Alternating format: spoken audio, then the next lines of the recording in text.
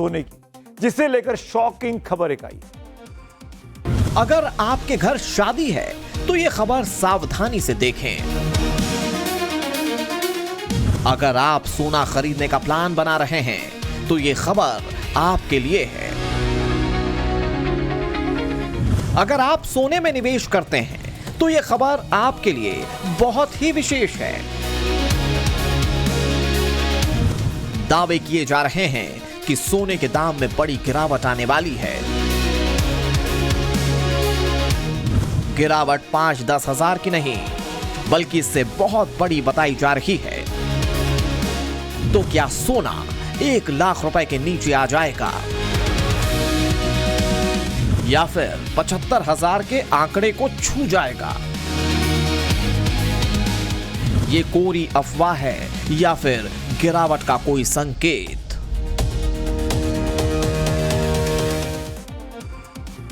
क्या सोना अब सोना नहीं रहेगा? क्या सोना 1 लाख रुपए सस्ता होने वाला है? क्या सोने के निवेशकों को तगड़ा झटका लगने वाला है? सोना खरीदना इस वक्त सही है या नहीं?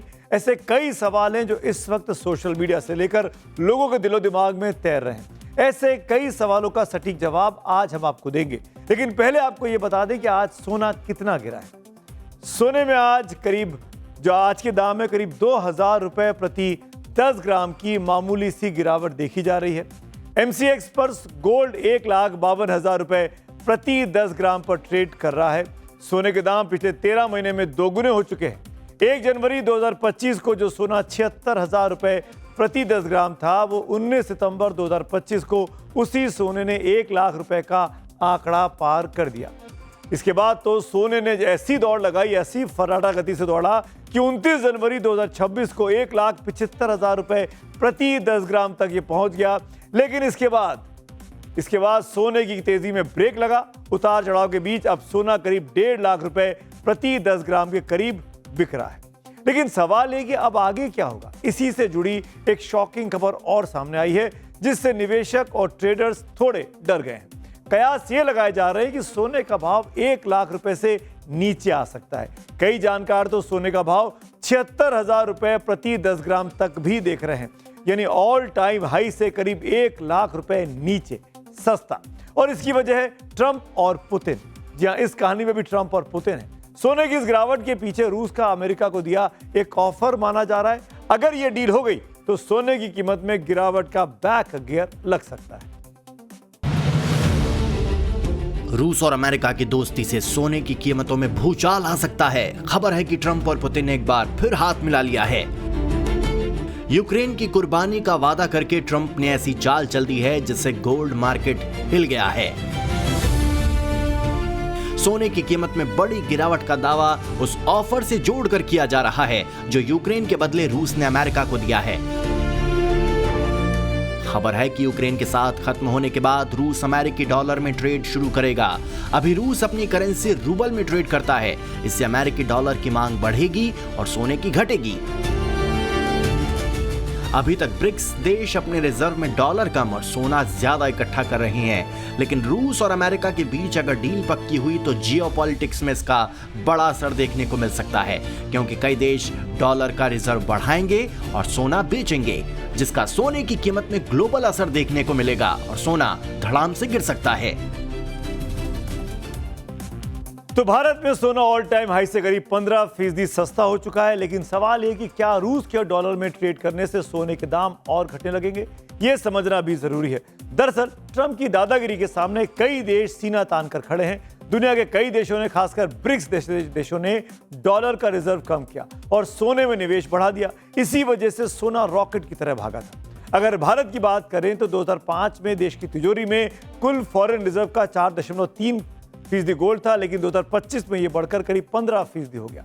लेकिन चीन ने सबसे ज्यादा सोने की खरीदारी इन दिनों में की।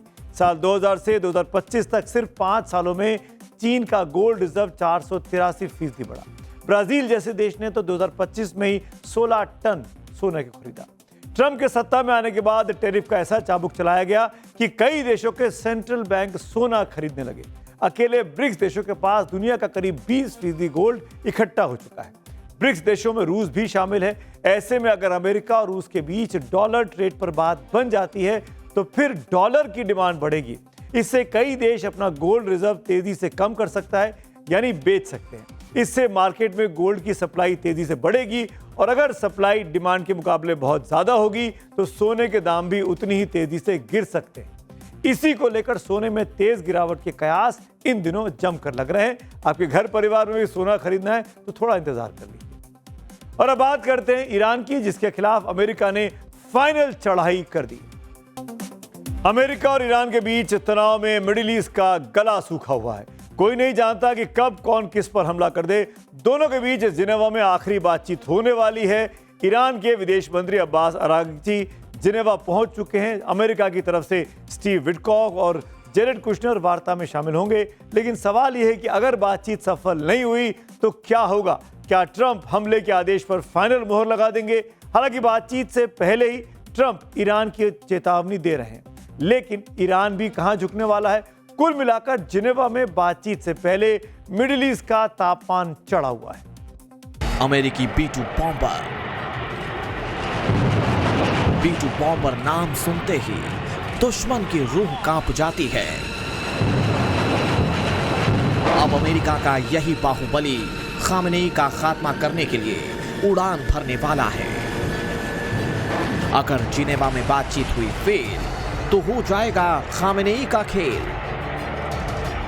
आसमान में मंडराते अमेरिका के दैत्य B-2 बॉम्बर ईरान का खात्मा करने के लिए रेडी हैं।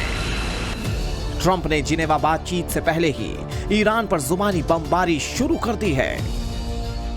ट्रंप ने कहा है कि अगर ईरान की वजह से बातचीत विफल हुई तो गंभीर परिणाम भुगतने होंगे।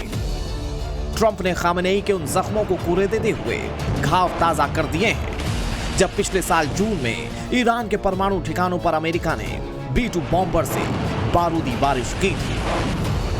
अब ईरान पर एक बार फिर से संकट के बादल मंडरा रहे हैं। अगले 24 घंटों में अमेरिका ईरान पर कभी भी हमला बोल सकता है। ईरान के कई शहरों में खतरे के सायरन बजना शुरू हो चुके हैं। इस बीच अमेरिकी एयरफोर्स ने बोइंग को GBU-57 यानी कि बंकर बस्टर बमों का बड़ा ऑर्डर दे दिया है। इन्हीं बमों से अमेरिका ने पिछले साल जून में ऑपरेशन मिडनाइट हैमर लॉन्च करते हुए ईरानी न्यूक्लियर ठिकानों को तबाह कर दिया था।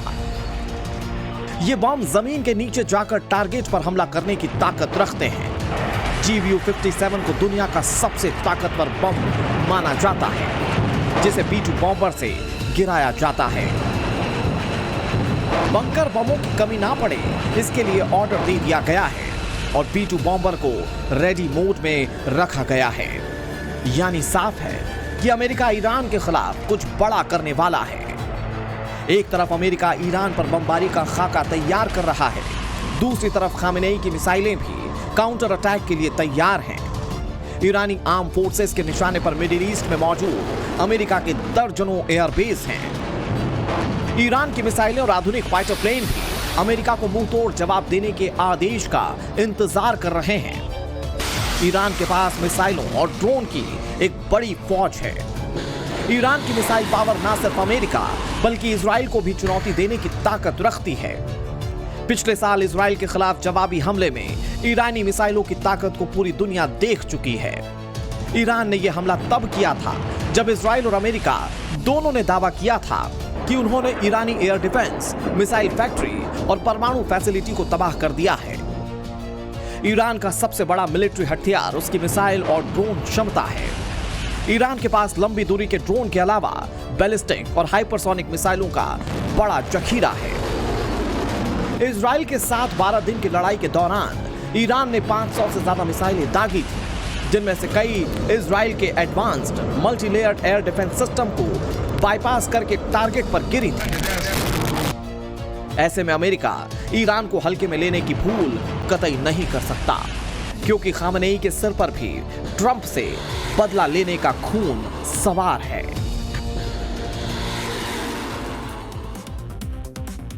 दुनिया समेत भारत की नजर अमेरिका और ईरान के ऊपर तो लगी है, लेकिन भारत की नजर एक और है जो पड़ोस में बांग्लादेश पर लगी है। यहाँ बांग्लादेश में आज तारिक रहमान नए प्रधानमंत्री बन गए। 36 साल के बाद कोई पुरुष बांग्लादेश का प्रधानमंत्री बना है।